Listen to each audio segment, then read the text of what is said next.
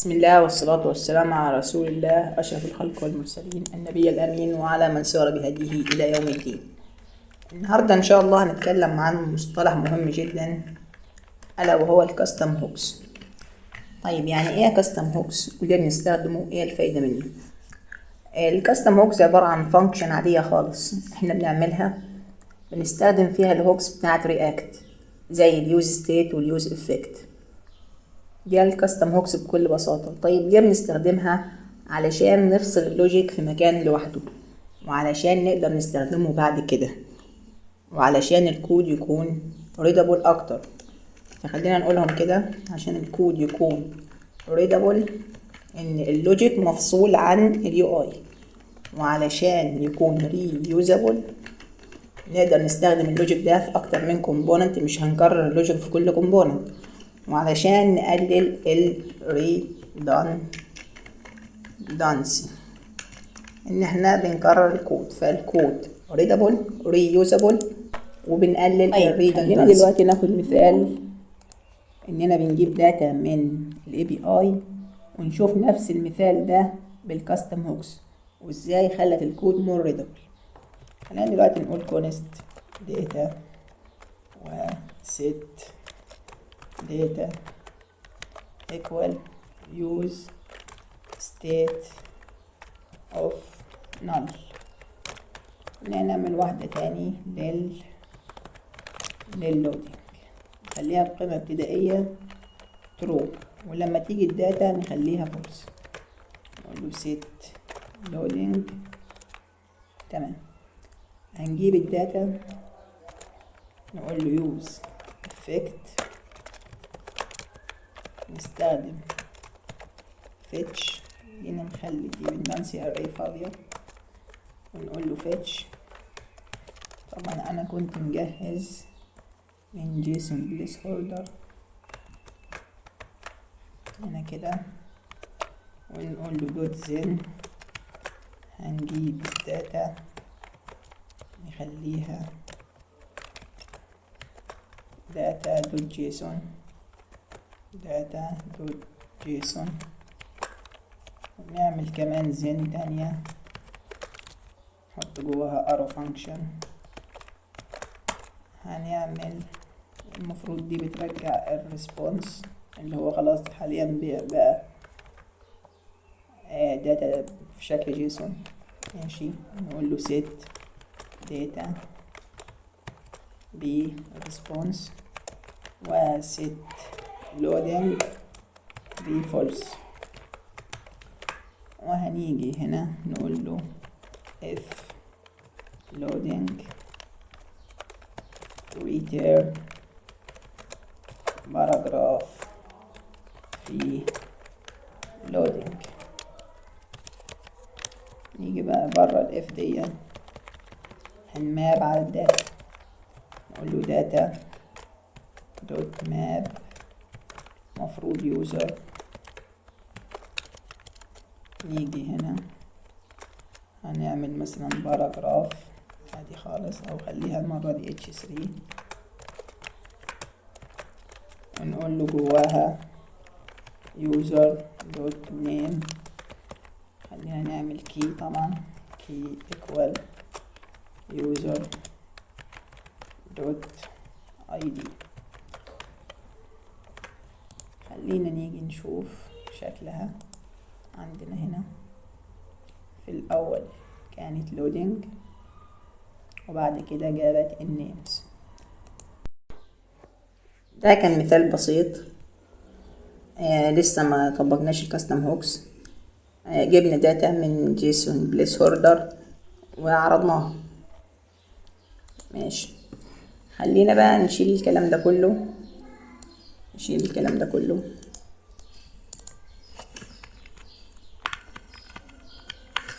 ونشوف الكاستم هوكس. هنيجي هنا عند اليوز فيتش نعمل ونسميها يوز فيتش. تمام، هنيجي هنا في الاول نخليها بتستقبل URL، وهنعمل نفس اللي عملناه هناك const data و set data equal use state of null. وهنعمل واحدة لللودينج و set loading هنخليها برضو بالترو في الأول، وواحدة للإيرور وواحدة للست ايرور، وهنسيبها بنل. وهنعمل يوز افكت، لكن المرة دي هنخلي الديبندنسي array لما ال URL يتغير، ان كل مرة بينده واحدة غير التانية. وهنيجي هنا نقول له fetch ال URL، هنقول له دوت سين داتا، هنيجي نقول له داتا دوت جيسون، وهنيجي نقول له دوت سين set، هنيجي نقول له دوت سين للريسبونس، نقول له set data of response، وهنيجي نقول له set loading false. وخليها في فاينل احسن سواء تم او ما تمش، عشان لسه هنعمل كاتش دوت كاتش ايرور مثلا، وهنيجي نقول له set error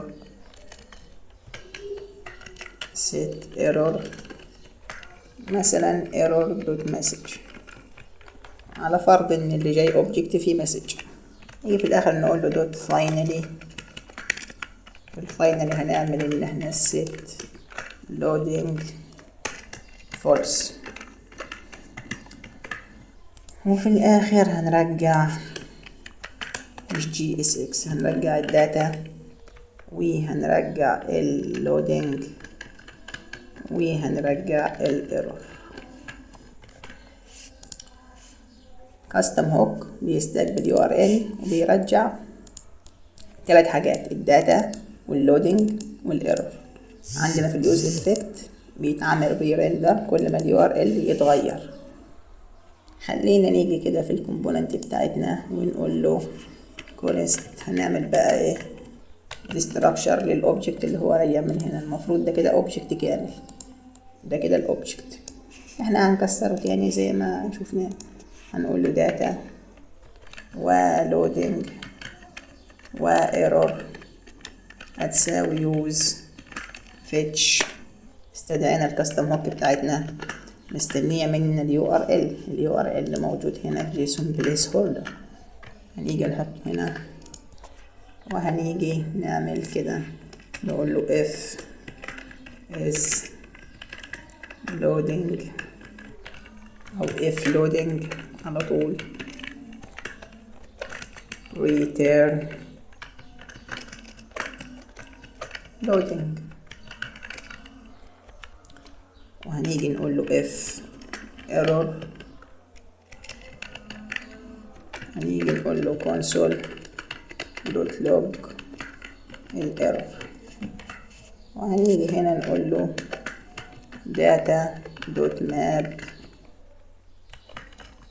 user، نقول له user دوت name، وهنيجي هنا في ممكن نحطها كده جوه مثلا h3 زي ما كنا عاملين h3 user دوت name، ونحط لها الكي بتاعها اللي هو مثلا user دوت id. نيجي نشوف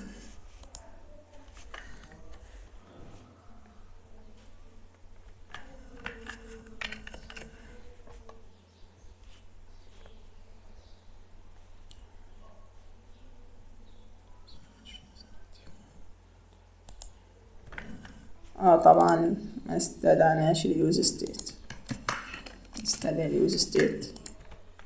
نيجي هنا لودينج، بعدين يوزر دوت نيم ظهر لي كده يوزر دوت نيم ما اتحطتش جوه كيرلي بريسز كده، اهي ظهرت كده. احنا اشتغلت معانا الكاستم هوك. طيب انا لو عندي بوستس هنا، هاخد الكود ده كله كده كوبي،